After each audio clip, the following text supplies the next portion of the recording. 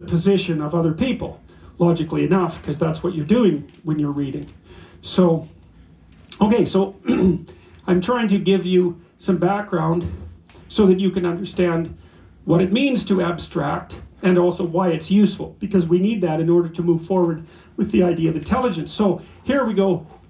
Okay, so that's how you act voluntarily, and then that's how you represent how you act voluntarily, and then that's how you think about how you represent acting voluntarily. And the reason I'm telling you this is because it's useful to think about intelligence as abstract action, because we tend to think about intelligence as abstract representation, right? Intelligence is the manipulation of facts or the understanding of facts. But if you look at it neurologically, I would say that's a misapprehension, because the part of the brain that does the highest level of abstract thinking is actually something that's emerged from the motor cortex. Now, that doesn't mean you don't use your intelligence to represent. You do. But the purpose of intelligence is to represent potential action patterns. And we're embodied creatures, and we need to move in the world. And so that's the proper, as far as I'm concerned, that's the proper way to conceptualize intelligence. So, and here's a study. I'll read you the study. Imagery in the premotor cortex. Well, studies on healthy subjects have shown a partial overlap between the motor execution and motor imagery neural circuits. Few have investigated brain activity during motor imagery in stroke patients with hemiparesis. So a partial overlap between the motor execution and motor imagery neural circuits. Well, here's an interesting side consequence of that. So let's say I'm thirsty, and I look at that glass of water, and part of what happens when I look at the glass of water is that my eyes activate this directly. So, you know, I've already talked to you to some degree about how your eyes work, right? There's patterns there out there in the world. The patterns are mapped onto the retina, so it's a pattern display matrix. And then that pattern is propagated along the optic nerve, and then that pattern manifests itself in the visual cortex, and then that pattern manifests itself in the motor cortex, and it manifests itself in bodily movement or preparation for bodily movement. Technically, you don't need conscious imagery for that to happen.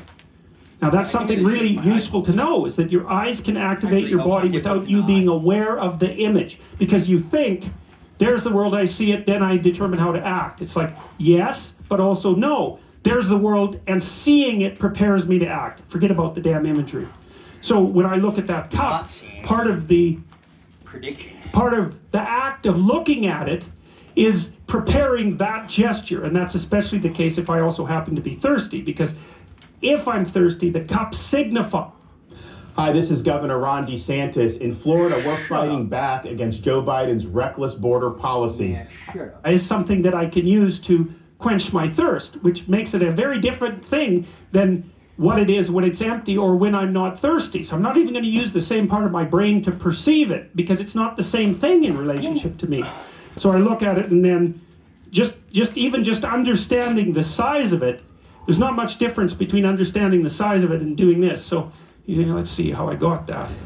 So that's pretty good. So that's my, when you ask, well, what does it mean to understand something? Well, that's what it means. Insofar as this is a cup, because it could be tinder for lighting a fire, for example, or something to stomp on to make a noise. Insofar as it's a cup, then understanding it means pattern mapping it onto exactly this. And if I do that successfully, then I get a little reward, a little hint, a little kick of dopamine. And that dopamine makes me feel a little bit better, but it also bathes the neural tissue that I use to make that perceptual, to structure that perception, and also to undertake that act. And it makes it just a little bit more likely that I'll see it that way and act that way in its presence again. And that's how you learn, right? You lay out a perceptual scheme, it's got a goal. If the perceptual scheme and its associated action patterns make the goal manifest itself, then you get a little burst of positive emotion, click.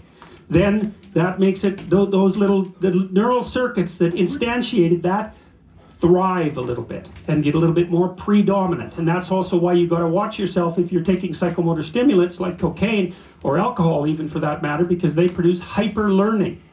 And so, Yes, they do. you know, I'll glance at that and maybe it'll trigger off a bit of thirst. But if that was, Hours if I was a and hours. cocaine addict and that was cocaine paraphernalia and I glanced at it, it was like, whap, that thing that I've built in my head out of repeated, you know, massive hits of dopamine is going to grab my perceptual structures and my actions and bring me, that'll be that craving, Once you just which is an impulse to move forward towards it. You'll feel that instantiated in your body. That's the craving. It's very, very difficult to get rid of that, even if you're a cocaine abuser You, Jordan. and you've gone to a treatment center for several Maybe weeks that's pretty and got over the worst of the, at least initial parts of the relearning not to abuse. The second you go back into your natural environment and take a look at the cues, bang, that thing will be right back there directing your action. And what happens is when one of those perceptual systems comes up, you can see this when you're hungry, it suppresses all the other potential perceptual systems. You can see this when you're angry too, right? You get angry, Yeah. and you're angry with your partner, and all you can think of is all the stupid things they've done for the last 10 years. You don't even remember that you like them. It's like you could remind them, I know you're mad, but remember you like me. Well, not right now. You know, so just it shows you how those micro personalities can dominate and suppress. That's what happens. Because if they didn't suppress the other micro personalities, they wouldn't be able to run themselves to conclusion. Which I wish. And then you'd never get what you want. Okay, so anyways, studies have shown a partial overlap between the motor execution and motor imagery neural circuits. So what happens is you see something and it primes you for the appropriate action. Few have investigated brain activity during motor imagery in stroke patients with hemiparesis. Hemiparesis is motor impairment from the stroke. This work is aimed at examining similarities